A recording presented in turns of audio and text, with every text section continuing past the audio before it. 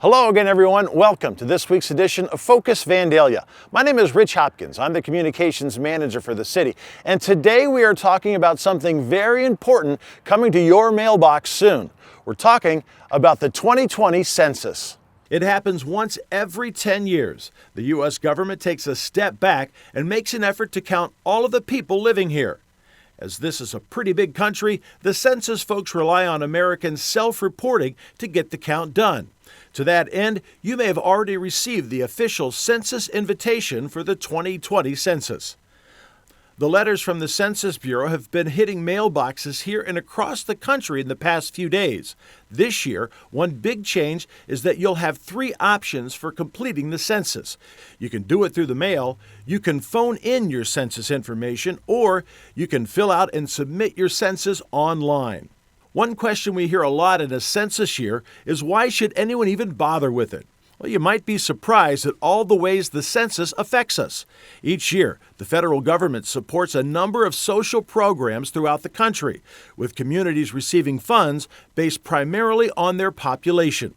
$675 billion each year is allocated through census results. That's money that's earmarked for education programs, health care services for the elderly, housing and community development, and even job training, all funded based on populations. Business owners rely on census information to determine where to locate their outlets. In many cases, locations with smaller populations are passed over for retail outlets, and companies with a need to hire employees may choose an area to locate based on the size of the potential workforce.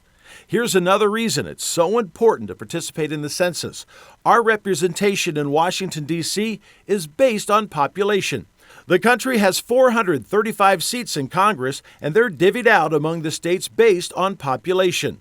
States can gain or lose congressional seats due to population shifts. In fact, in 2011, the state of Ohio lost 2 congressional seats due to shifting populations. State government is also determined by population.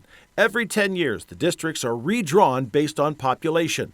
Ohio's 99 representatives and 33 state senators represent districts drawn up with similar populations.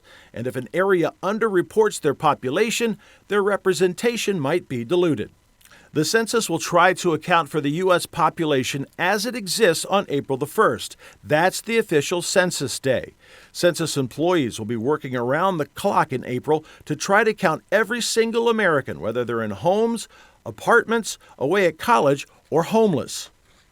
Over the summer, they'll send out census workers who will visit the homes of every non-reporting address.